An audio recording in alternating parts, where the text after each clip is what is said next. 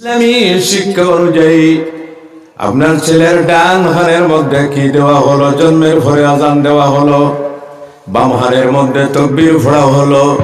তারপরে বাচ্চা আস্তে আস্তে আস্তে আস্তে যখন বড় হবে, আস্তে আস্তে বাচ্চা যখন বড় হবে, বড় হওয়ার পরে তার আগে কিন্তু আল্লাহর হাবিবের একটা ইরশাদ, বাচ্চার জন্মের পরে সামান্য খাজুর মুখের মধ্যে নিয়ে চিবিয়ে তার মুখের মধ্যে দিয়ে দেওয়া। এর অর্থ হলো এই বাচ্চা সর্বপ্রথম যে জিনিসটা মুখে দিয়েছে সেই জিনিসটা হলো মিঠা জাতীয় জিনিস, খাজুর। কোনটা? খাজুর। খাজুরের মধ্যে অনেক বরকত আছে, এদিকে আমি যাচ্ছি না। তার অর্থ হলো আপনি সামান্য খাজুর চিবিয়ে সামান্য খাজুর লালা সহ বাচ্চার মুখের মধ্যে দেবেন। এর অর্থ হলো এই বাচ্চা যখন কথাবার্তা বলবে তখন তার কথাবার্তা কিন্তু মিঠা মিঠা হইবে। প্রত্যেকটা কাজের মধ্যে রহস্য আছে, যদিও আমরা জানি না। যাই হোক, আপনার বাচ্চা ছেলে হোক মেয়ে হোক, আস্তে আস্তে যখন বড় হইল, বড় হওয়ার পরে কিন্তু আপনি এর আগে ইসলামী জ্ঞান আপনার থাকতে লাগবে। বাচ্চা যখন 7 বছরের বয়সে পৌঁছবে, কত বছর? 7 বছর। জুড়ে আওয়াজ দেন, কত বছর? 7 বছর বয়সে যখন পৌঁছবে, আল্লাহর হাবিব বলেন, মুরু সিবিয়ানাকুম ইযা বালাগু সাবআ। যখন 7 বছর বয়সে পৌঁছবে তখন অভিভাবক যারা আছেন, মা বাপ যারা আছেন, আপনার দায়িত্ব হলো তাকে নামাজ পড়ার নির্দেশ দেওয়া। মা বাপ নামাজ পড়ে না, মা বাপ যদি নামাজ পড়ে না, তাহলে আপনার এই নামাজ পড়ার নির্দেশ যদি দেন, দিতে লাগবে, আপনার নির্দেশটা কতটুকু পালন করা হইবে? জি, এই জন্য মা বাপ যারা আছেন, আপনি কিন্তু প্রথমে ইসলামী জ্ঞান অর্জন করে আপনি কিন্তু পাক্কা নামাজি হইতে লাগবে। ঠিক কিনা? আমার কথার সঙ্গে আপনার একমত আছেন কিনা? ইসলামী জ্ঞান অর্জন করা আপনার জন্য জরুরি এবং আপনার সন্তানাদি যারা আছে তাদের জন্য আপনার উপকারী। গতিকে আমার ভাইয়েরা, এই যে বাচ্চা যেটা, এই বাচ্চাটা কিন্তু মার সঙ্গে বেশি সময় থাকবে, বাবার কাছে এখন থাকবে। বাবা বাইরে থাকবেন, চাকরিতে থাকবেন, রুজি রোজগারে থাকবেন, কিন্তু বাচ্চাটা থাকবে বেশিরভাগ মার সঙ্গে। এর জন্য মা যদি দ্বীন ইসলামের শিক্ষায় শিক্ষিত থাকে, বর্তমান যুগে দ্বীন ইসলামের শিক্ষা কমপ্লিট করার পরে এই জাগতিক শিক্ষা সুশিক্ষা গ্রহণ করাও ফরজ হয়ে গেছে। মা শিক্ষিতা যদি থাকে, তাহলে মা কি করবে? লালন পালন করবেন ঠিক ইসলামী পরিবেশের মধ্যে। কিভাবে? আগে আগে আমরা দেখছি মুরব্বী যারা, দাদা যারা আছেন, তারা সন্ধ্যা পরে অর্থাৎ মাগরিবের নামাজ পড়ে দাদা এবং দাদিরা নিজের নাতি নসাকে নিয়ে তারা বারিন্দার মধ্যে বসে অথবা ঘরের মধ্যে বসে পড়তেন।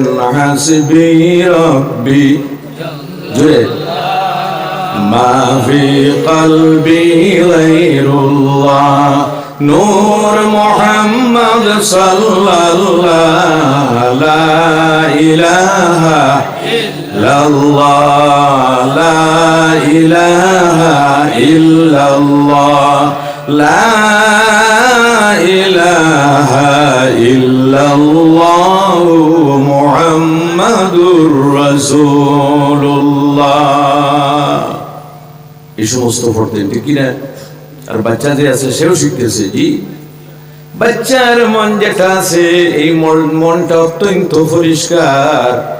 যেভাবে আমার ভাইয়েরা পাথরের মধ্যে খুদাই করে লেখা হয়, এই লেখাটা জীবনে কোনো দিন মিঠে না।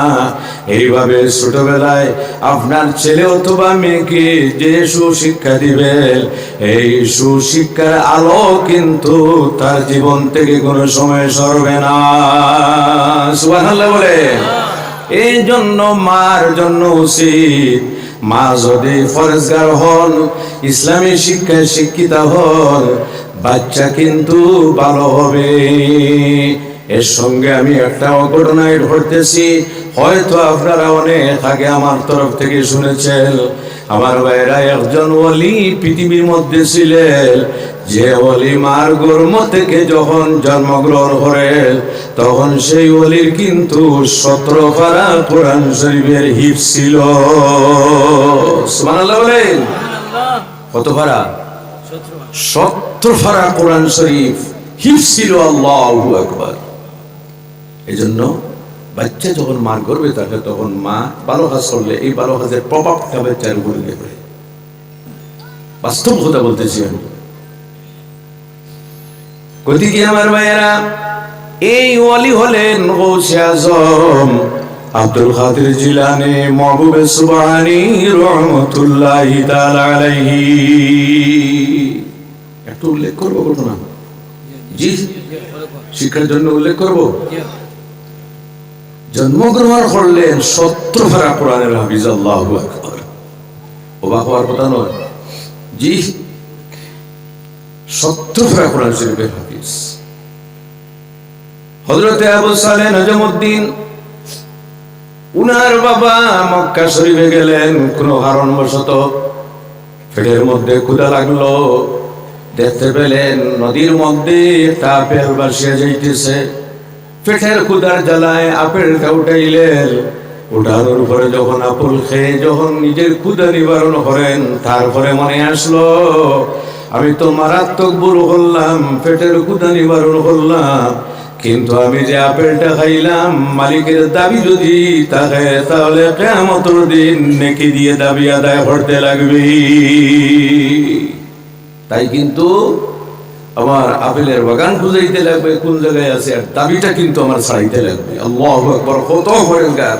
জি, বর্তমান যুগে আমার মনে হয় এইরকম প্রত্যেক গাঁর মধ্যে 100 জন হওয়া যায়নি। জি, একটু আওয়াজ দেন না। 100 জন করে মনে হয় পাওয়া যাইবে, ঠিক কিনা? ইয়ে পাওয়া যাইবে, পাওয়া যাইবে। আল্লাহু আকবার। বর্তমান যুগে কম্পিটিশন চলতেছে, কে হার মালটা পাইবে। জি, জনজান নামাজের আগে কথা প্রসঙ্গে বলতেছি, আপনারা কিন্তু খারাপ পাবেন না। আমি দেখছি জনজান নামাজের আগে মানুষের সম্মুখে বর্ণনা করা হয়, আমার বাবা, আমার চাচা, আমার মামা, আমার ভাতিজা, আমার ভাই দুনিয়া থেকে বিদায় নিয়ে গেছে। নিশ্চয় ঋণ তিনি থাকতে পারেন, মানুষের সঙ্গে লেনদেন থাকতে পারে। যদি আমার ভাইয়ের যদি লেনদেন কারোর সঙ্গে থাকে, অর্থাৎ আমার ভাই যদি কোনো মানুষের কাছে যদি ঋণী থাকে, তখন করার পরে আমাদের সঙ্গে যোগাযোগ করবেন, আমরা কিন্তু ঋণ পরিশোধ করে দেব। শত মনে হয় 2 জন বাইরে ঋণ পরিশোধ করে, আর বাকি যারা এরা হয় मुफ्त का माल दरिया में डाल, वो तो गया खबर में, अब क्या जरूरत है ऋण परिशोध करने का, ठीक ना? जी, खूब कम। हाँ हाँ, একটা আপেল। আচ্ছা, এই আপেলটা পতিত আপেল, ঋণ যদি দাবি না ছাড়াইলে কোনো গুনাহ নয়। সুবহানাল্লাহ বলেন। পতিত আপেল পানিতে ভাসে যাইতেছে, উঠাইলা, উঠানির পরে যখন খাওয়ার পরে ক্ষুধা নিবারণ হইল, তখন মনে মনে ভাবলেন না, আপেলের দাবিটা কিন্তু আমার ছাড়াইতে লাগবে। জঙ্গলের দিকে রওনা, আপেলের বাগান খুঁজাইবার জন্য। যাইতে যাইতে দেখতে পেলেন আপেলের বাগান। ডাকলেন বাগানের মালিককে। তখন দেখা গেল বাগানের মালিক একজন আল্লাহর ওলি, হযরত আব্দুল্লাহ ইয়াফিঈ রাহমাতুল্লাহি তাআলা আলাইহি। সুবহানাল্লাহ। গৌসে আজম মার গর্ভে থেকে ওলায়ত নিয়ে জন্মগ্রহণ করেছেন। বাহজাতুল আসরার কিতাবের মধ্যে লেখা আছে।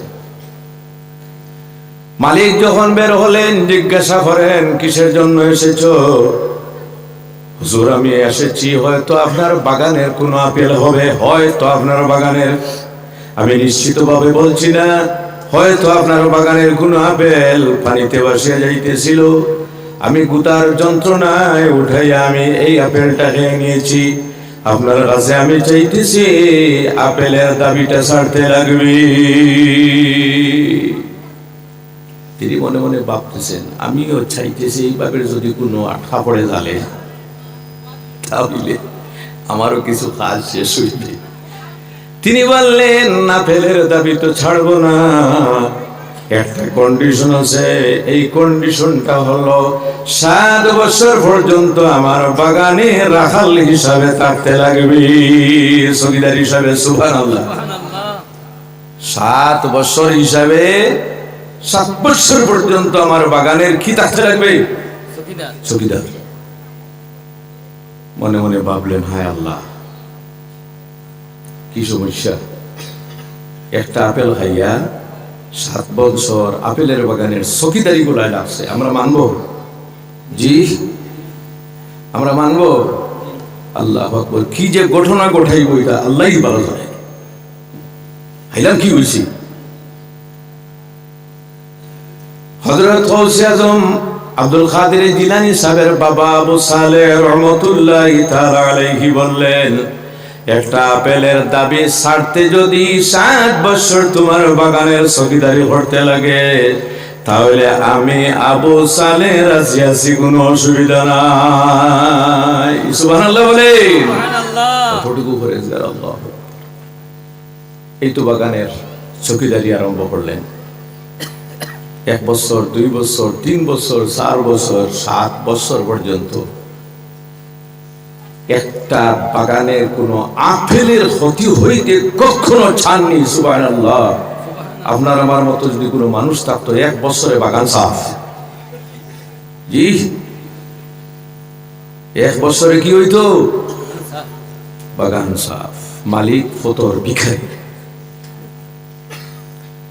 একদিন মালিক বললেন, হে আবু সালেহ, তুমি বাগান থেকে একটা আপেল পাড়িয়ে আনো। তিনি একটা আপেল পাড়িয়ে আনলেন। আনার পরে বাগানের মালিক যখন আপেল খাটিয়া খাইল, খাওয়ার পরে বলল, হে আবু সালেহ, আজকে 7 বছর হয়েছে, বাগানের আপেল কোনটা মিষ্ট কোনটা টক এখন পর্যন্ত তোমার কি জ্ঞান হয় নাই? তিনি উত্তর দিলেন, হুজুর, আপনি আমাকে বাগানের চৌকিদার হিসেবে রাখছো, কিন্তু কোনদিন আপেল খাইয়া টেস্ট করার অনুমতি কোনদিন দেও না। সুবহানাল্লাহ জোরে বলবেন না? সুবহানাল্লাহ। বাগানের মালিক একজন আল্লাহর ওলি, তিনি বলতেছেন সাধারণ কোনো মানুষ নয়, জি, একজন আল্লাহওয়ালা মানুষ। আগে তো মানুষ এইভাবে ছিল, যার জন্য দেশের মধ্যে দশের মধ্যে শান্তি আর শান্তি ছিল। আমাদের মধ্যে এইভাবে কোনো গুণ আছে? জি, এইভাবে কোনো গুণ আছে? মানুষ কার সম্পদ কিভাবে আত্মসাৎ করতো, কিভাবে মারতো, সেই চিন্তায় সমস্ত রাতটা অতিবাহিত হয়ে গুম হয় না। তখন বাগানের মালিক বললেন, ঠিক আছে, এই চৌকিদার কিন্তু ছাড়া যাবে না। আর এক সমস্যা পড়ে। 7 বছর অতিবাহিত হওয়ার পরে তিনি বললেন, বাগানের মালিক, আমি আপনার কাছে হস্ত জুড়ে যাইতেছি, আমার 7 বছর হয়ে গেছে, আপনি আমাকে ছেড়ে দিন। বাগানের মালিক বললেন, এখনো তোমার যাওয়ার সময় হয় না, আমি ছাড়বো না। আমার আর একটা কন্ডিশন আছে, এই কন্ডিশন যদি তুমি মানো তাহলে আপেলের দাবি ছাড়তে রাজি আছি। এই কন্ডিশনটা হলো, আমার একটা মেয়ে আছে, এই মেয়েটা কিন্তু চোখকে দেখে না, এই মেয়েটা কিন্তু বদির এখানে শুনে না, এই মেয়েটা কিন্তু বোবা কথা বলতে পারে না, এই মেয়েটা কিন্তু ল্যাংড়া হাঁটিয়ে যাইতে পারে না। এই মেয়ে যদি বিবাহ করো তাহলে আপেলের দাবি ছাড়তে আমি রাজি আছি। আচ্ছা বলেন তো, বর্তমান যুগে কোন মানুষ মানবে? আল্লাহু আকবার, কি যে মার্ডার করবে। চৌকে দেখে না, 1 নম্বর, কানে শুনে না, কথা বলতে পারে না, হাতের মধ্যে অসুবিধা, পা লেংড়া, হাঁটতে পারে না, এই মেয়ে বিবাহ করতে লাগবে যদি আপেলের দাবি ছাড়াইতে চাও। তিনি বললেন, আর কি বলবো, একটা আপেল খাইয়া এই ধরনের আপাহিজ পঙ্গু মেয়েকে যদি আমার বিবাহ করতে লাগে, তাহলে আমি আল্লাহর আযাব, আল্লাহর গজব ভয় করে কিন্তু এই মেয়েকে বিবাহ করতে আমি রাজি হয়ে গেলাম। সুবহানাল্লাহ, জোরে বলেন না। দেখুন আমার ভাইরা, বিবাহ হয়ে গেল। বিবাহ হওয়ার পরে হযরতে গৌসে আজম আব্দুল কাদের জিলানী রহমতুল্লাহ, হযরত আবু সালেহ রহমতুল্লাহ তাআলা আলাইহি ঘরে যখন দেওয়া হলো, মেয়েটি যখন দেখলেন, দেখার সঙ্গে সঙ্গে ঘর থেকে তাড়াতাড়ি বের হয়ে গেলেন। জিজ্ঞাসা করা হলো, হে আবু সালেহ, ঘর থেকে তুমি কেন বের হয়ে গেলাই? হযরত আবু সালেহ বলেন, আমি ঘর থেকে বের হয়েছি এজন্য, কারণ আমি যে মেয়েটি বিবাহ করেছি এই মেয়েটি অন্ধ, কিন্তু যে মেয়ে আমার ঘরের মধ্যে দেওয়া হয়েছে এই মেয়ের চোখের মধ্যে কোনো ডিফেক্ট নাই। আমি যে মেয়ে বিবাহ করেছি এই মেয়েটি বুবা, কথা বলতে পারে না, কিন্তু এই মেয়েটির কথাবার্তার মধ্যে কোনো ডিস্টার্ব নেই, কোনো অসুবিধা নেই। আমি যে মেয়েটি বিবাহ করেছি এই মেয়েটি লেংড়া, হাঁটতে পারে না, কিন্তু যে মেয়েটি আমার ঘরের মধ্যে দেওয়া হয়েছে এই মেয়েটি অত্যন্ত সুন্দর, অত্যন্ত পরিষ্কার ভাবে কথাবার্তা বলতে পারে, হাঁটতে পারে, নড়াচড়া করতে পারে, আদবের সাথে কথা বলতে পারে। এই মেয়ে তো আমার বউ নয়। আল্লাহু আকবার, কত বড় পরিষ্কার মানুষ। এরপরে শ্বশুর সাহেব বললেন, যদি আমি বুঝাইয়া না হই তাহলে তো দামান বেটা বিগড়িছে। জি, বুঝাইয়া না হইলে তো অসুবিধা আছে কিনা? সততা দেখুন আমার ভাইয়েরা, আমার বউ অন্ধ, আমার বউ বুবা, আমার বউ লেংড়া, এত ভালো। আর আমাদের মধ্যে অনেক যুবক আছে, বিবাহ হওয়ার পরে যদি কোনো কারণবশত মেয়ের খান্না খাটির কারণে যদি মুখটা একটু খালে হয়ে যায়, মনে হয় বোধহয় গেছে। জি, এইভাবে ঘটনা হয়। আপনাদের এলাকার কথা বলতেছি না। যাই হোক, যখন বুঝাইয়া বলা হলো, হযরত গৌসে আজম আল্লাহর শুকরিয়া আদায় করেন, আলহামদুলিল্লাহ। হযরতে আবু সালেহ রহমতুল্লাহি তাআলা আলাইহি যে বিবি, এই বিবি প্রতিদিন কোরআন শরীফের তিলাওয়াত করতেন। সুবহানাল্লাহ বলেন। গৌসে আজম পেটের মধ্যে যখন আসলেন, মা প্রতিদিন 17 পারা কোরআন শরীফের হিফজ ছিলেন। মা পুরা কোরআন তিলাওয়াত করতেন, কিন্তু 17 পারার হিফজ ছিলেন। হযরতে গৌসে আজম মার পেটে 17 পারা কোরআন শরীফ মার পেটে থাকা অবস্থায় তিনিও মুখস্থ করে ফেললেন। দুনিয়াতে যখন আসলেন, আসার পরে দেখা যায় দুনিয়ার সমস্ত বাচ্চাদের অবস্থা আলাদা, আর গৌসে আজমের অবস্থা কিন্তু আলাদা।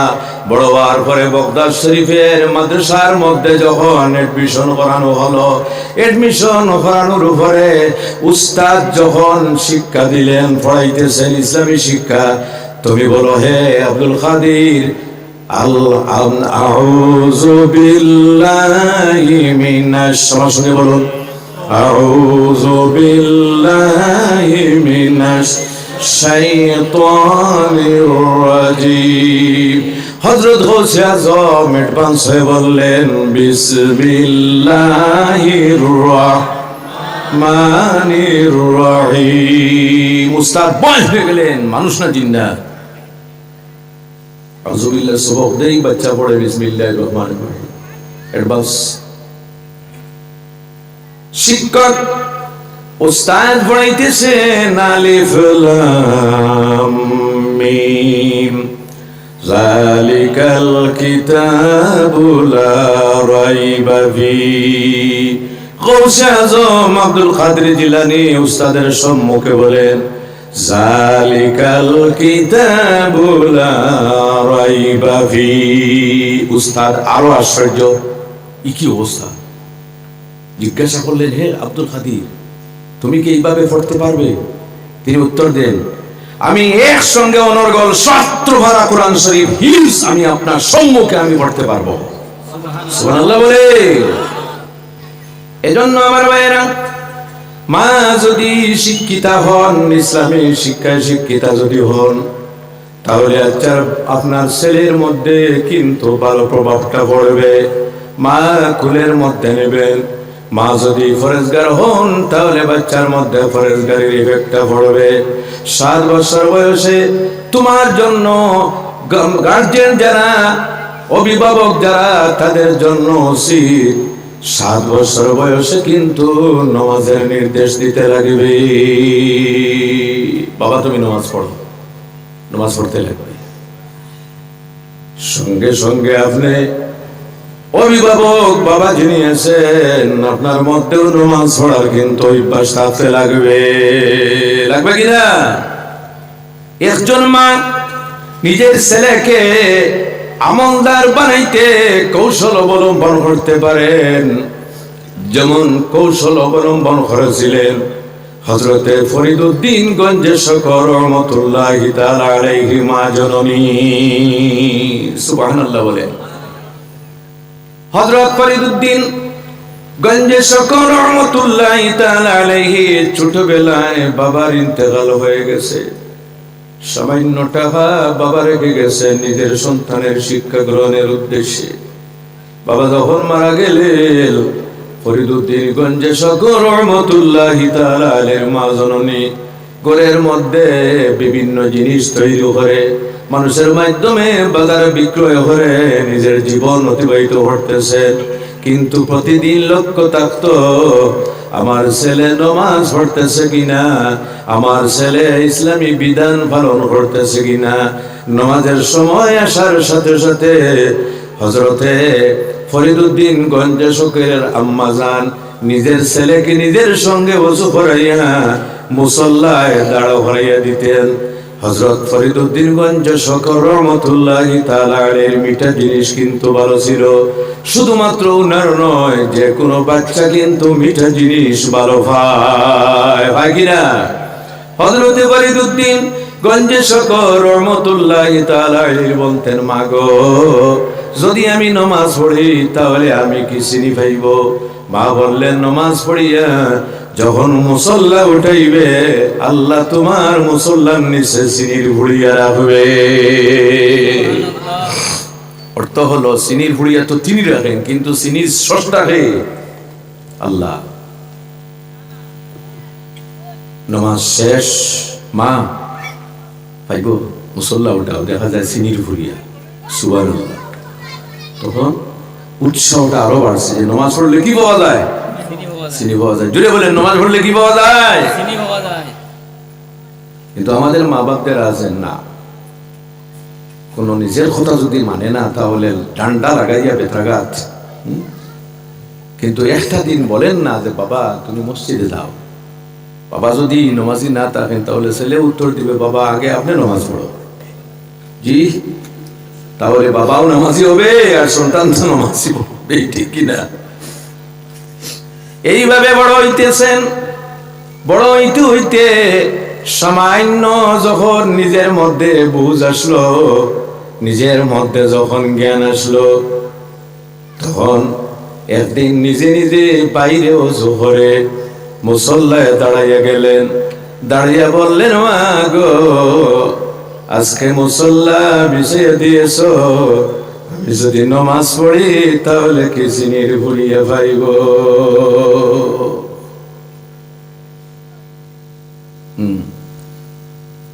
তখন মা বললেন, হায় হায়, আজকে উপায় নাই, আমি তো চিনির ভুলিয়া রাখার সুযোগ হয় নাই। জি, আজকে আমার ছেলে যখন নামাজ পড়ে আর পরে যা নামাজ উঠাইবে তখন চিনির ভুলিয়া পাইবে না। তখন তার অন্তর থেকে আল্লাহর বিশ্বাস যেটা আছে সেটা কিন্তু উঠে যাবে। হযরত ফরিদউদ্দিন গঞ্জেশকর নামাজ পড়তেছেন আর মা জননী পিছে আল্লাহর দরবারে দোয়া করতেছেন যে আল্লাহ, আমি আমার ছেলেকে আপনার সম্মুখে আমি দাঁড় করাইয়া দিয়েছি। আয় আল্লাহ, আমার ছেলেকে আপনার সম্মুখে আমি দাঁড় করাইয়া দিয়ে ভালো আছেন। এখন কিন্তু বাদ বাকি যে কাজ আপনি মাওলা করতে লাগবে, জুড়ে বলুন সুবহানাল্লাহ। তখন মা পিছনে দোয়া করতেছে আর ফরিদুদ্দিন গঞ্জে শুকর নামাজ পড়তেছে। কারণ আজকে তো চিনির পুড়িয়াটা রাখার সময় পান নাই। নামাজ পড়ার পরে যদি চিনির পুড়িয়া পান না, তাহলে বিশ্বাসটা উঠবে কিনা? এটা যদি আওয়াজ দেন, বিশ্বাসটা উঠবে কিনা? বুঝতে পারতেছি না। আমার মনে হয় আপনাদের কিছু অসুবিধা হইতেছে। জি, একজন বলছিল শীতের দিন হুজুর নিচ দিক হিল আর উপর দিক ফিল হয়ে আমার লাভ কি? আপনার কথা বলবেন কিন্তু। মা পিছনে নামাজ পড়তেছেন, নামাজ পড়ে দোয়া করতেছেন, জয় আল্লাহ, আমি প্রতিদিন আমার ছেলের যায় নামাজের নিচে কিন্তু আমি চিনির ভুঁড়িয়াটা রাখতাম। আজকে যখন আমার ছেলে চিনির ভুঁড়িয়া পাইবে না, তখন আমার উপর থেকে এবং আল্লাহর উপর থেকে বিশ্বাসটা দূর হয়ে যাবে। আল্লাহ সুবহানাহু ওয়া তাআলা অন্তরের মধ্যে ইলহাম করে জবাবটা দিয়ে দিলেন, ফরিদুদ্দিনের মা, তুমি কোনো চিন্তা করিও না, তোমার ছেলের যায় নামাজের নিচে আমি আল্লাহ চিনির খনি তৈরি করে দিব। জোরে বলেন সুবহানাল্লাহ। নামাজ পড়িয়া যখন মুসল্লা উঠানোর উপরে দেখুন আগে আগে চিনির পুড়িয়া পাওয়া যাইতো, আজকে দেখা যায় যায় নামাজের নিচে আল্লাহ চিনির খনি তৈরি করে দিয়েছে। এভাবে মা বাপ যারা আছেন, আপনার দায়িত্ব হচ্ছে আপনার ছেলে আপনার মেয়ে নামাজ পড়তেছে কিনা আপনার খবরগিরি করতে লাগবে। গতিকে 7 বছর বয়স থেকে অভ্যাস করার জন্য আপনি নামাজের উপদেশটা আপনার দিতে লাগবে। রাজি আছেন? জি, বাপটা বড় খারাপ। আপনারা সবাই কি রাজি না? আচ্ছা, যাদের সন্তান আছে তাদের কথা বলতেছি, আপনারা রাজি আছেন তো? আল্লাহর হাবিবের এই নির্দেশটা আপনারা প্রয়োগ করবেন। হয়তো আপনারা লজ্জা পাইতে পারেন, কিন্তু আপনারা সহ্য করবেন। আমার শিচারে মৌলানা সাহেব বলছিলেন এক ছাত্রকে, তুমি এত শয়তান, তুমি এত শয়তান। তখন মৌলানা সাহেব নয়, গ্রামের একজন মানুষ বলছিল যে তুমি এত দুষ্ট, এত শয়তান। তখন সে বলতেছে, আমি যেভাবে শয়তান, আমার মনে হয় আপনি মনে হয় ডবল শয়তান ছিলেন। আপনার বাপ আপনার অবস্থায় বোঝা যায়। নসিহত করলে এক শ্রেণীর মানুষ ভালো পাইবে, এক শ্রেণীর মানুষ খারাপ পাইবে। আমি খারাপ ভালো পাওয়ার জন্য ওয়াজ করি না, যা বলার বলি। আপনি খারাপ পান, ভালো পান, কোনো অসুবিধা নেই। আমার বিনিময়ে আমার সব কিন্তু আমার আল্লাহর কাছে আছে, ঠিক কিনা আমার ভাইয়েরা? এই হলো মা বাবার দায়িত্ব। আপনার দায়িত্বটা কিন্তু আপনি আদায় করতে লাগবে। যা রাজি আছেন তো? আস্তে আস্তে যখন 10 বছর বয়স হবে, তখন কিন্তু আপনার দায়িত্ব আরো বেড়ে গেল। ওয়াদরিবুহুম ইযা বালাগু 10 বছর বয়সে যখন পৌঁছবে, ছেলে হোক মেয়ে হোক, যদি নামাজ পড়ে না, শাসন কিছু করে কিন্তু আপনার নামাজ পড়াইতে লাগবে। শাসন করিয়া, শাসনের অর্থ কথা না মারিয়ে সমস্ত সর্বনাশ করবেন না। আপনি পলিসি এমন ভাবে অ্যাপ্লাই করুন, আপনার ছেলে আপনার মেয়ে নিশ্চয় সে নামাজ পড়তে লাগবে, ঠিক কিনা আমার ভাইয়েরা? তো যাই হোক, আমি 7:30 থেকে আরম্ভ করছি না? জি, আমি আগেও বলছি আমি সুস্থ, আমার গলাটা অসুস্থ। এজন্য যা আলোচনা করেছে আমার মনে হয় আপনাদের জন্য যথেষ্ট আছে। আরো উলামায়ে কেরাম, আমার এমএলএ সাহেব আমার অত্যন্ত আদরে, প্রায় জায়গায় গেলে পাওয়া যায়, সমাজের অনেক কাজও করে। যাই হোক, মেয়া পড়ে গেছে ও ইনভিটেশনও আইছে, হ্যাঁ হ্যাঁ, মেয়া পড়ে গেছে। অবস্থা খারাপ। যাই হোক, এদিকে যাচ্ছি না, উনি বলবেন। তা আমি আপনাদের কাছ থেকে আমি এই যা কিছু আলোচনা করেছি, আমার মনে হয় আপনারা যদি একটু মায়া করেন তাহলে আপনাদের জন্য আমার আলোচনার থেকে যা আপনারা নিবার যথেষ্ট। এর পরবর্তীতে আমার উলামায়ে কেরাম আছে, আপনাদের সম্মুখে আসবেন, আলোচনা করবেন। তবে আলোচনাটা কমপ্লিট নয়, ইনকমপ্লিট থাকলেও যদি সুযোগ হয় তাহলে আমি অন্য কোনো সবাই এড করে আমি আবার সেটা কমপ্লিট করবো। তথাপিও কিছু কমপ্লিট হয়ে গেছে। আল্লাহর হাবিব বলেন, তলাবুল ইলমি ফারিদাতুন আলা কুল্লি মুসলিমিন ওয়া মুসলিমা, প্রত্যেক মুসলমান নরনারীর উপর ইসলামিক জ্ঞান অর্জন করা ফরজ, বাধ্যতামূলক। তাই এই জ্ঞান অর্জন করার সুযোগটা কিন্তু প্রথম দিকে আমাদের দিতে লাগবে। কোন কারণে আমি বলছি আমার ভাইয়েরা, বর্তমান যুগে জেনারেল সুশিক্ষাও কিন্তু এখানে জরুরি। এখন আমি বলি, আপনি যদি মনে করেন না ছোটবেলায় আমি জেনারেল শিক্ষা দেই, বড় হওয়ার পরে আমি ইসলামী শিক্ষা দেব, তাহলে জিনিসটা কিন্তু উল্টা হবে, ভুল হবে। কিভাবে? বইপত্র পড়ে কিছু জ্ঞান অর্জন করবে, কিন্তু ছোটবেলায় যে মসজিদের মক্তবের মধ্যে যা পড়বে। আচ্ছা আপনারা বলুন তো, আপনি যদি কোনো সিঁড়ি বাড়িতে যাওয়ার পরে যদি ফুল্লাও ফেট করে খান, কোনটা? ফুলাও একটু দূরে করে বলেন না, সকলটা। জি, ফুলাও যদি ফেট পরে খান, খাওয়ার পরে যদি আপনি নর্মাল ভাত খান, দেখুন কিছু সময় কোনটার গন্ধ আসবে? জি, এর উপরে তো আপনার জামার ওটা আছে তো না, ফুলাওর গন্ধ আসবে। এই জন্য বলছি, ছোটবেলায় এই যে আপনার ছেলে মেয়ে আছে, ইসলামী শিক্ষার আলোর দ্বারা আলোকিত করেন। বড় হওয়ার পরে সে যখন জেনারেল শিক্ষা গ্রহণ করবে তখন তার এই শিক্ষাটা নষ্ট হবে না। এজন্য আলিমের প্রয়োজন, ইমাম সাহেবের প্রয়োজন, খাদিম সাহেবের প্রয়োজন, ওয়াইজের প্রয়োজন, মুদাররিসের প্রয়োজন। আমি যেখানে যাই ইসলামী শিক্ষার সাথে সাথে এটাও বলি, যেহেতু আমি একজন শিক্ষক মানুষ, আমার স্কুলটা হলো, আগে তো ছিল সিনিয়র মাদ্রাসা,